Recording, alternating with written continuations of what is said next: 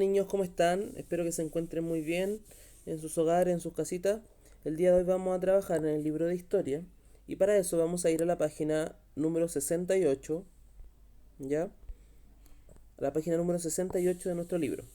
Entonces, esta clase comienza con una pregunta y dice, ¿cómo vivieron los pueblos originarios?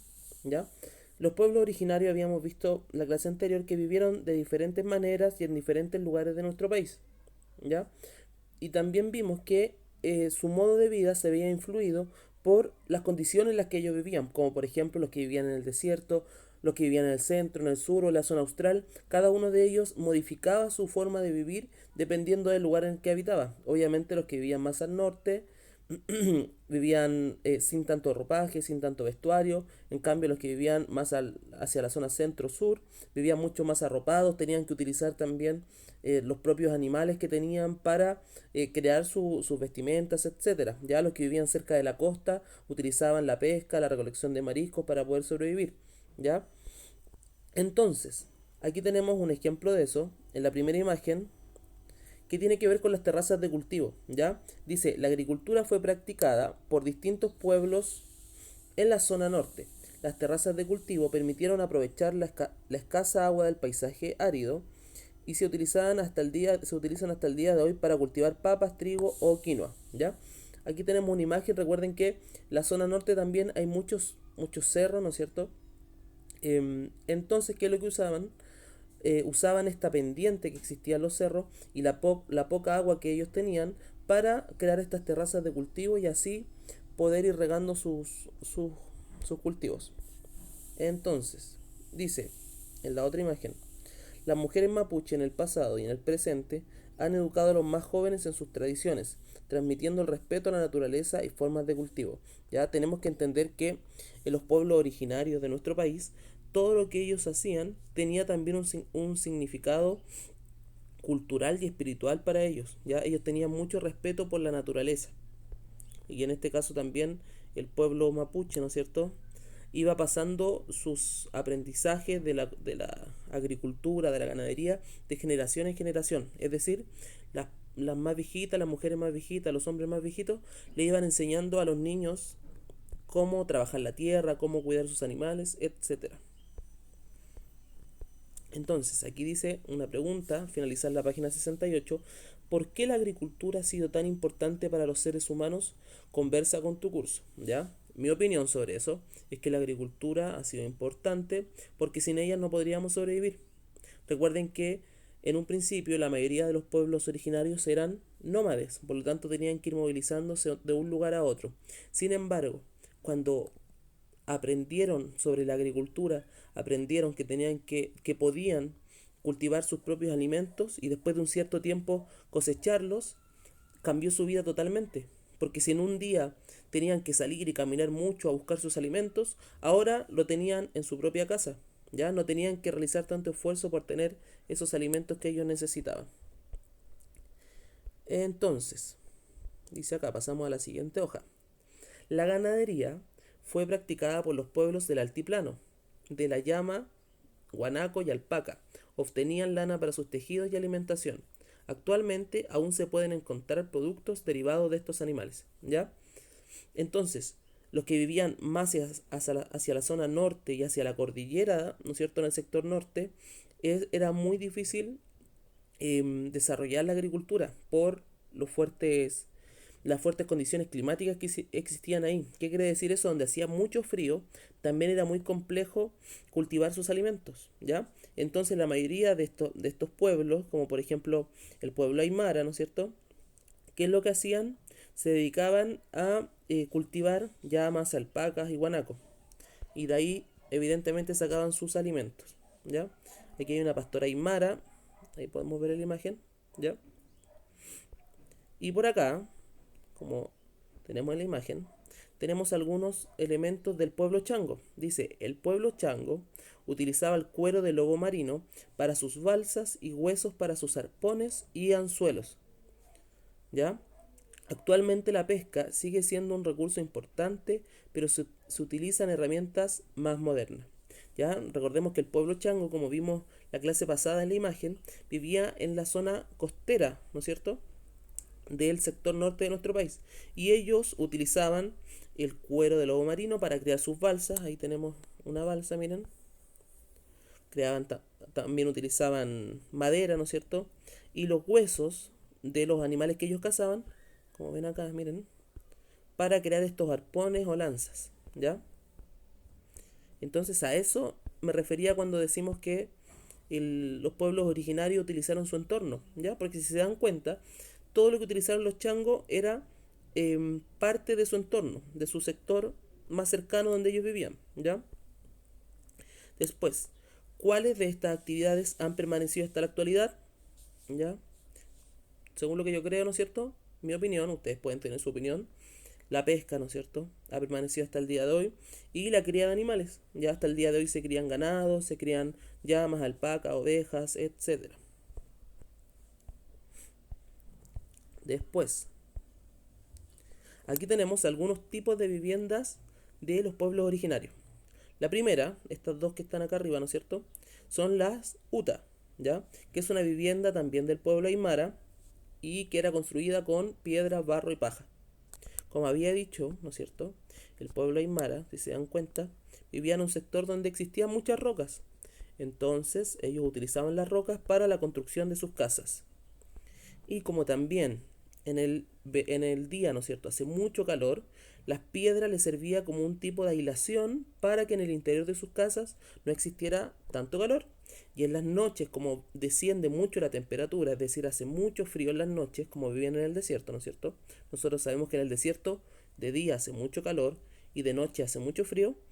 Las rocas también, ¿qué es lo que hacían? Durante el día acumulaban el calor y durante la noche lo soltaban. Entonces, durante las noches, sus casas, ¿no es cierto?, no eran tan frías como en el exterior. Por eso utilizaban las rocas. Acá, en la segunda imagen, tenemos una ruca, ¿ya? Bueno, en realidad son dos rucas. Que dice, la ruca es una vivienda mapuche, era la vivienda mapuche. Los espacios interiores de la casa se organizaban alrededor de un fogón, representando el movimiento del sol y actualmente no son ocupadas para vivir, sino para celebrar encuentros o ceremonias religiosas, ¿no es cierto? Ya, entonces, la ruca, aquí si ustedes se dan cuenta, son totalmente diferentes a las hutas, ¿no es cierto? Las rucas, si ustedes observan, son hechas de paja y de madera por el interior, ¿no es cierto? Para darle la estructura. Y las rucas en su interior, ¿no es cierto? No tienen habitaciones, no tienen separaciones, sino que son solo una estructura y en su centro tienen un fogón. ¿Qué es un fogón? Es un fuego, ¿no es cierto? Era un fuego que permanecía ardiendo todo el día, donde las mujeres cocinaban, donde también se protegían del frío, ¿ya? Y si se dan cuenta, era como una gran habitación donde vivían todos. Tenían cocina, tenían sus lugares para descansar, etcétera. Entonces, para que ustedes se den cuenta cuán diferente pueden ser los lugares de vivienda entre un pueblo y otro, ya siendo que vivían en el mismo país. Pero los mapuches, ¿no es cierto?, vivían en la zona sur de nuestro país y los aymaras en la zona norte. Ahí tenemos también, ¿no es cierto?, imágenes antiguas de las construcciones y imágenes modernas. Si se dan cuenta, igual han cambiado, ¿ya? Si se dan cuenta acá, es diferente a la de acá, cambia un poco. Acá la ruca también. Si se dan cuenta, miren, ni siquiera tenían la ruca completamente cerrada, ¿ya? Pero al tener ese fogón, ¿no es cierto?, no era necesario porque tenían la calefacción necesaria para vivir. ¿Ya? Ahora avanzamos. Aquí tenemos algunas herramientas que ellos utilizaban diariamente para sobrevivir. Acá, por ejemplo, tenemos la cusi. Aquí pueden ver. Y dice, es una piedra que aún es utilizada por el pueblo mapuche para moler alimentos. ¿Ya? Aquí está la cusi. Si se dan cuenta, es una piedra grande que al frotarla con una piedra más pequeña, ¿no es cierto?, les permitía moler el trigo, moler, ¿no es cierto?, los alimentos que ellos encontraban y necesitaban molerlos, ¿ya?, para preparar sus comidas. Por acá tenemos la Chaquitacya, ¿ya? Y se utiliza hasta la actualidad para labores agrícolas en la zona norte. Miren, voy a tratar de acercar un poquito, ¿ya? La Chaquitacla, que es un tipo, ¿no es cierto?, como de pala, pero que también les permite ir haciendo arados. ¿Qué significa eso? Que cuando ellos sembraban sus alimentos, ¿no es cierto?, antes de sembrarlo tienen que preparar la tierra, ¿ya? No pueden llegar y tirar la semilla de inmediato. Entonces, con estas herramientas, ellos preparaban la tierra, ¿no es cierto? La dividían entre sí cuando estaba muy compactada e iban creando hileras donde después tirar las semillas. Aquí tenemos la taica, no sé si se alcanza a ver, ahí está la taica, que fue un canasto utilizado por los Selknam para recoger mariscos. En la imagen, mujeres Selknam marisqueando en Cabo Peñas al sur del Río Grande en Tierra del Fuego, ¿ya? Ahí se ve la taica, bueno, se ve poquito, pero ahí está, que era un canastito donde las mujeres iban guardando las cosas que iban recolectando, los mariscos que recolectaban, ¿ya? Ahora hay una pregunta al final. Dice, ¿cómo influyeron las características del entorno en la forma de sus casas y en la elaboración de sus herramientas? Explica, ¿ya? Entonces, las casas ya las vimos y ahora ustedes dense cuenta de las diferentes herramientas que ellos tenían, ¿ya? Y en qué habrá influido el entorno, el lugar donde ellos vivían, en sus herramientas. ¿Por qué todos no tenían la misma herramienta? ¿Ya? Entonces, háganse esas preguntas e intenten responderlas, ¿ya? O le pueden preguntar a sus papás, ¿ya? Pregúntenle a los papás por qué serán diferentes las herramientas de estos tres pueblos originarios. Ya. Entonces, avanzando, dice, ¿cómo se expresó su cosmovisión? Dice, los pueblos originarios expresaron su cosmovisión en distintas ceremonias y festividades. Por ejemplo, las celebraciones para marcar un nuevo ciclo de la naturaleza. Ya. ¿Qué es la cosmovisión? La cosmovisión es todo lo que yo creo, lo que yo pienso. Finalmente es mi cultura, ¿ya? Entonces, ¿cómo se expresó su cosmovisión? Podríamos cambiar, ¿no es cierto?, cosmovisión por decir cómo se expresó su forma de vivir, su forma de expresarse, su forma de creer, etcétera, ¿ya? Cosmovisión incluye todo aquello. Entonces, ¿ya? Su cosmovisión, su forma de vivir se expresa a través de las ceremonias, ¿ya? Aquí, por ejemplo, tenemos una ceremonia mapuche, si ustedes se dan cuenta, donde ellos están expresando en lo que ellos creen. Hay quienes ellos adoran, cómo es su vestimenta, porque ustedes se dan cuenta que están con su vestimenta tradicional. Uy, perdón. Se me movió mucho el libro. ¿Ya? Su forma de vivir, ¿ya? Entonces, acá dice, con una ceremonia de bailes y cantos se dio paso a la conmemoración del Machac Mara. La mañana del 21 de junio se realizó la Pagua, en la que se pide a la Pachamama y al Talinti la buenaventura del pueblo para el pueblo Aymara. ¿Ya? Aquí tenemos varias palabras que tal vez no conocemos, ¿ya? Por ejemplo, aquí podemos ir al vocabulario para conocer las palabras que no conocemos. Voy a volver a repetir. Con la ceremonia de bailes y cantos se dio paso a la conmemoración del Machac Mara. El Machac Mara es una fiesta tradicional aymara, ¿ya? La mañana del 21 de junio se realizó la Pagua. Entonces vamos al vocabulario y Pagua dice ceremonia de agradecimiento, ¿ya? Entonces Pagua es una ceremonia de agradecimiento que realizaron, en la que se pide a la Pachamama, también está en rojo, vamos a buscar acá, Madre Tierra, ¿ya?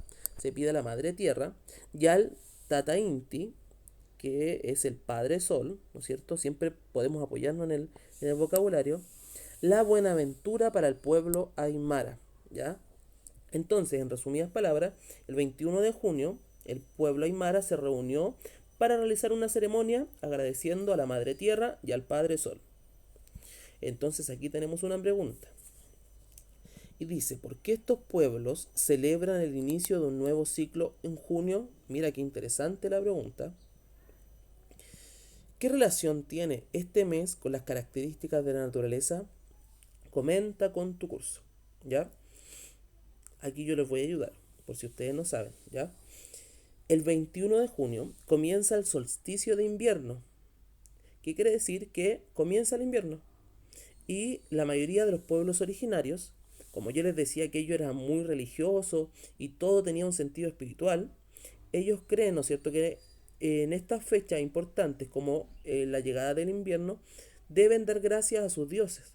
¿Por qué? Porque lo que ellos han recibido, por los alimentos, por sus siembras, sus cosechas, ¿no es cierto?, por sus animales. Entonces ocupan estas fechas como el solsticio de invierno para agradecer a sus dioses. ¿Ya? Y recuérdenlo bien, 21 de junio comienza el invierno. Acá, pasando a la otra hoja, dice la ceremonia del Hain celebrada por los Selknam. ¿Ya? Aquí tenemos una imagen de los Selknam. No los miren mucho porque están desnudos, ¿ya? Donde ellos, ¿no es cierto?, al cumplir cierta edad, pasaban de ser niños, los varones, ¿no es cierto?, a ser hombres, ¿ya? Ya no les decían, oh, mi niñito, mi chiquitito, sino que ahora ya eran hombres y por lo tanto tenían que cumplir funciones de hombres, ¿ya? Y esa era la ceremonia del Hain. Y en esta ceremonia pintaban sus cuerpos, realizaban ciertos ritos, ¿no es cierto?, como ustedes pueden ver a continuación. Dice, antiguamente, aquí les voy a leer en realidad lo mismo que les expliqué, antiguamente se celebraba a los niños que pasaban a ser adultos, enseñándoles distintas tradiciones. Esta fotografía muestra hombres Selknam pintados con tari, ¿ya? Dibujos totémicos usados en la danza del Kewanix. ¿Ya? Entonces, en esta ceremonia, ¿no es cierto?, en esta ceremonia de los Selknam, pintaban sus cuerpos y realizaban diferentes bailes, ¿ya?, o danzas. Avanzando, dice, estoy tratando de avanzar un poquito rápido porque es harto lo que tenemos que aprender el día de hoy. Dice, ¿por qué este rito se considera como una iniciación? Explica, ¿ya? ¿Por qué este rito?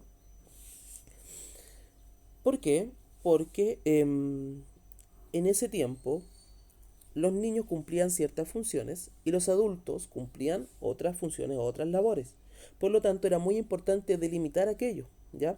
Por ejemplo, los niños de los Selknam, es solo un ejemplo, cuando eran niños, cuando eran pequeños, ayudaban a su madre en la recolección de marisco, en las labores de su hogar, pero cuando ya pasaban a ser adultos, ayudaban al padre y comenzaban a cumplir, ¿no es cierto?, las labores de los hombres, que eran salir a cazar, salir a recolectar otro tipo de alimentos, ¿ya? Y por lo tanto, era muy importante para ellos delimitar cuándo tú eras niño y cuándo tú pasabas a ser un adulto. Entonces, avanzando, acá tenemos a un pueblo que yo sé que ustedes conocen, a los Rapa Nui, ¿ya? Dice, las danzas y cantos transmiten historias o relatos que explican su cosmovisión. Son dedicados a los dioses, a la naturaleza y sus antepasados, ¿ya? Como todos sabemos, ¿no es cierto? Y lo vemos el 18 de septiembre en la escuela. Los Rapa Nui tenían un cierto tipo de vestimenta y además tenían unas danzas muy particulares y que las realizaban en adoración a sus dioses y para demostrar también lo que ellos creían. Entonces, dice acá hay una pregunta, ¿cómo crees que el pueblo Rapa Nui ha logrado conservar su historia? ¿Qué harías tú para difundir su cultura? Explícaselo a un compañero, ¿ya? Aquí la idea es que ustedes piensen en sí mismos y puedan responderse, ¿no es cierto? Pero si me preguntan a mí, yo creo que el pueblo Rapa Nui ha logrado conservar su historia, sus tradiciones, su cultura, sencillamente porque viven totalmente aislados en su isla, ¿ya? Por lo tanto, es más simple para ellos poder transmitir sus historias, su cultura, sus leyendas, ¿no es cierto?, sus mitos de generación en generación y también enseñar a los más pequeños sus tradiciones, ¿ya? Por eso yo creo que ellos han, de una u otra manera, conservar su historia y su cultura. Y ahora hay una segunda pregunta, dice, ¿qué harías tú para difundir su cultura? Aquí yo les pregunto a ustedes, ¿qué harían ustedes para difundir la cultura Rapa Nui? Yo lo que haría, a ver, poniéndome a pensar, sería que por ejemplo, en, en las escuelas podría, ¿no es cierto?, hacerse más clases de Rapa Nui, podríamos tener más presente la cultura Rapa Nui a través de diferentes instrumentos, ¿no es cierto?, que aprendiéramos más cosas de los Rapa Nui, sería mucho más interesante para nosotros y también podríamos aprender más del pueblo Rapa Nui, y no tan solo de los pueblos Rapa Nui, sino de todos los pueblos de nuestro país, ¿ya? Entonces, dice, avanzando a la siguiente hoja, la limpieza de canales y el agradecimiento a la Pachamama. ¿Ya? El pueblo Licanantay limpia los canales de regadío para agradecer a la Pachamama. ¿Ya? Aquí si ustedes pueden ver en la imagen, obviamente esta imagen es más moderna, pero el pueblo Licanantay, ¿qué es lo que está haciendo? Está limpiando estos canales, ¿no es cierto? Estos pequeños riachuelos que se hacen. Están limpiándolo obviamente de piedras, de arbustos que puedan haber y que impidan el flujo de agua. ¿Para qué? Para agradecer a la Madre Tierra. ¿Ya? Recuerden que el pueblo Licanantay y la mayoría de los pueblos de nuestro país adoraban mucho a la Madre Tierra, ¿no es cierto? Porque creían que la Madre Tierra les daba sus alimentos, sus frutos, les permitía vivir, les permitía alimentarse. ¿Ya? Entonces ellos, el pueblo Licanantay en este caso, en agradecimiento a la Pachamama, a la Madre Tierra, están limpiando los regadíos para que el agua pueda fluir libremente. Después, ¿por qué crees? Ah, ¿por qué crees que el pueblo de Canantay limpia los canales de regadío para agradecer a la Pachamama? Lo que estábamos conversando, ¿no es cierto? En agradecimiento a lo que la Madre Tierra les da, ellos ayudan, ¿no es cierto?, a la Madre Tierra limpiando estos regadíos. Acá dice, el palín, una forma de encuentro entre los mapuche. Dice, aquí les voy a explicar porque si no nos vamos a demorar mucho y nos falta, a ver, nos falta harto, ¿ya? El palín, ¿no es cierto?, era un juego utilizado por los mapuches donde antes de la guerra, ¿no es cierto?, se preparaban y jugaban este juego, ¿no es cierto?, que es como el hockey, ¿ya? Como el hockey. O también para resolver conflictos, cuando dos comunidades estaban peleadas, decían ya, juguemos al palín y el que gana es el vencedor, ¿ya? Entonces, acá tenemos parte de la pintura rupestre de algunos pueblos originarios, ¿ya? La pintura rupestre, ¿qué es? Es representaciones gráficas, ¿no es cierto? Eran dibujos que hacían los pueblos originarios en las piedras para expresar ciertas situaciones. Como ellos, por ejemplo, no tenían Facebook, no tenían Instagram, no tenían nada, la única forma de decirle a los pueblos, ¿no es cierto?, cercanos, o si alguien iba pasando por ese lugar, de algo que sucedía ahí o de algo que querían expresar, era a través de estos dibujos, ¿ya? Entonces, por ejemplo, si en una zona era zona de caza de animales, ellos buscaban una piedra y dibujaban personas cazando animales, para que los que pasaran por ahí supieran que ese era un sector de caza, ¿ya? O también dibujaban ciertas tradiciones, algunas fiestas o ceremonias que ellos realizaban, etcétera. ¿Ya? Dibujaban muchas cosas en las piedras y que también era una forma de representar su cultura y de mantenerla en el tiempo, porque muchos de estos dibujos, ¿no es cierto?, de esta pintura rupestre, permanece incluso hasta el día de hoy. Imagínense, hace más de 500 años, aún permanece muchas, ¿no es cierto?, de estas pinturas rupestres. Acá tenemos los sikus, que son estos instrumentos musicales que están acá, que son utilizados en algunos pueblos, ¿no es cierto?, de la zona norte de nuestro país, para sus fiestas o ceremonias, ¿ya? De hecho, yo creo que a lo mejor ustedes han visto en las fiestas patrias, ¿no es cierto?, cuando se realizan los bailes en la escuela, que algunos niños andan con algunos sikus aquí chiquititos y que son también parte de instrumentos musicales que tenían los pueblos originarios, como también acá el cultrón, ¿no es cierto?, que es un instrumento del pueblo mapuche.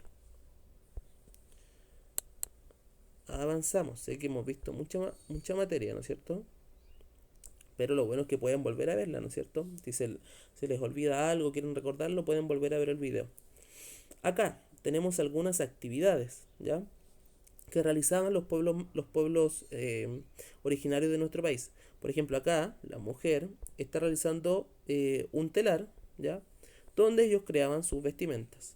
O por acá, ¿no es cierto? Las mujeres realizaban, en ese tiempo, las mujeres realizaban ciertas funciones y los hombres realizaban otras funciones, como les explicaba yo con los niños y los adultos. En este caso, los hombres que están haciendo están esquilando las ovejas, mientras que las mujeres utilizaban esa misma lana de oveja para crear sus vestimentas, ¿ya? Entonces, en ese tiempo, no es que los hombres eran machistas ni nada por el estilo, sino que se complementaban. Los hombres sacaban, ¿no es cierto?, la lana y las mujeres realizaban la vestimenta, ¿ya? En otro caso, por ejemplo, eh, los Sergnan, ¿no es cierto? ¿Qué es lo que hacían? Las mujeres recolectaban los mariscos y los hombres cazaban. Entonces ambos se complementaban y así podían vivir de una forma tranquila y con sus alimentos, ¿ya? Acá, por ejemplo, en los mapuches, se repite la historia, ¿no es cierto? Las mujeres están en su telar, ahí creando sus vestimentas. Y por acá tenemos otro tipo de mujer, ¿ya? Que son las mujeres, las machi, que las machi eran curanderas, ya si queremos definir una palabra, eran curanderas, eran mujeres que ayudaban a las personas de sus comunidades a sanarse. Cuando tenían alguna enfermedad, algún problema, las machis eh, eran como las doctoras de esa época y les daban sus hierbas medicinales, le hacían sus remedios o sus ceremonias para intentar sanarlos. Acá tenemos parte, ¿no es cierto?, de una mujer, perdón, del pueblo Yagán, que está creando su canasto para ir a recolectar mariscos, ¿ok? Entonces, avanzamos. O vamos a leer esta pregunta mejor. Dice, ¿en qué se parecen y en qué se diferencian estos roles con los de nuestra vida actual? Qué interesante pregunta. ¿Las mujeres todavía hacen esto en su casa? ¿Su mamá, su mamá o su papá, ¿no es cierto?, más arriba, todavía hacen estas cosas, estas actividades? Y si no las hacen, ¿en qué se diferencian a las actividades que hacen actualmente, realizan actualmente? Ya. ¿Qué lenguas hablaban los pueblos originarios? Existían muchos tipos de lenguas en los pueblos originarios, diferentes idiomas, ¿no es cierto? Y esto también derivaba de, como yo les decía, la ubicación donde ellos vivían. Los Rapa Nui, como viven totalmente aislados, ¿no es cierto?, hablan su propio idioma. Los mapuches, ¿no es cierto?, hablan su idioma como el mapudungún, o los pueblos del norte hablaban su idioma como por ejemplo el quechua, ¿ya? Entonces existían muchos idiomas y tenemos palabras que se derivan de esos idiomas. Por ejemplo, del mapudungún, piriwin. ¿Han oído hablar de eso? Esa palabra, piriwin, que era un pez pequeño. Pilcha, ¿no es cierto?, que era ropa, y que actualmente igual se ocupan, todavía ocupamos estas palabras, ¿no es cierto? Saca tus pilchas de ahí, dice le puede decir su mamá, ¿ya? Saca tu ropa de ahí. O pichintún, que es poco, ¿no es cierto? A veces también lo ocupamos. Mamá, solo quiero un pichintún de leche. Entonces, actualmente igual ocupamos estas palabras. Ahora de origen quechua. Choclo, guagua y nanay. Miren que son palabras que utilizamos actualmente. La guagua, el bebé, ¿no es cierto? Nanay, cuando tenemos, ¿no es cierto?, alguna herida y la mamá le dice nanay, nanay, nanay. ¿Ya? Y ahora de origen aymara. La mula, bueno, el nombre que nosotros le conocemos, ¿no es cierto?, a ese animal. Maña, cuando algunos de ustedes, ¿no es cierto?, andan con la maña y no quieren hacer las tareas. O el charqui, ¿ya? Que es carne seca. Miren la cantidad de palabras que se derivan de nuestros pueblos originarios y que actualmente igual utilizamos. Son muchas. Ya. Entonces, ahora para finalizar, dice, lenguas indígenas que están en peligro de extinción. Es decir, que están pronto a acabarse, a dejar de utilizarse. Dice la CONADI, que es la Corporación Nacional de Desarrollo Indígena, es la institución que vela por los pueblos indígenas, ¿no es cierto?, indicó que las lenguas yagán y cahuéscar se encuentran en vías de desaparición. Las que han sobrevivido son la aymara, la quechua, la mapuche y rapanui. Las lenguas de los pueblos chango y diaguita desaparecieron sin dejar descendencia. Imagínense ustedes, como país teniendo tantos pueblos originarios, tanta cultura de ellos, hay mucha de aquella cultura que ha desaparecido, como por ejemplo su lenguaje, ¿ya? Como por ejemplo los changos y diaguitas. Entonces, em, si ustedes tienen algún familiar, su mamá, su papá, algún tío que es de algún origen indígena, mapuche, aymara, del lugar que sea, pídale que le cuente sus historias, que le cuente de su cultura, que le cuente de su pueblo, que les enseñe a hablar, ¿ya? Yo conozco también alguna gente de mapuche, ¿no es cierto? Y aprendí a hablar algunas palabras mapuche, ¿ya?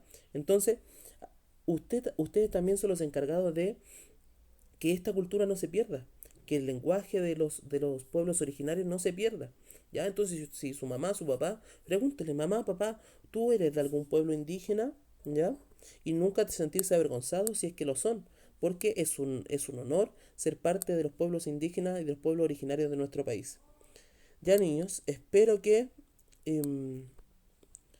les haya gustado la clase. Obviamente fue una clase un poco larga porque era más que nada de contenido, y que puedan hacer lo que yo les dije, ¿no es cierto? Tratar de compartir con sus papás, preguntarles. Y para finalizar, vamos a finalizar con esta pregunta. Explica por qué es importante para Chile que se mantengan las lenguas indígenas y qué podríamos hacer para ayudar a su conservación. ¿Ya? Necesito que esta pregunta la respondan, por favor. Esta pregunta la respondan. Las demás pueden comentarlas con sus papás, pero esta pregunta la respondan, puede ser en ese espacio chiquitito que está ahí o en un cuaderno, ¿ok? Eso, niños. Recuerden que la clase pasada hablamos sobre realizar una disertación. Así que para que la vayan preparando mientras tanto, todavía no les voy a dar una fecha de entrega, pero para que vayan preparando la disertación. Voy a volver acá para que puedan verla y se recuerden. A ver, esto va por acá. Aquí está, ¿ya? Esta disertación yo la voy a revisar, así que necesito que mientras tanto vayan realizando estas actividades, vayan investigando. Ok, niños, espero que se encuentren muy bien. Nos vamos a estar viendo en un nuevo video y cuídense, los quiero mucho. Chao.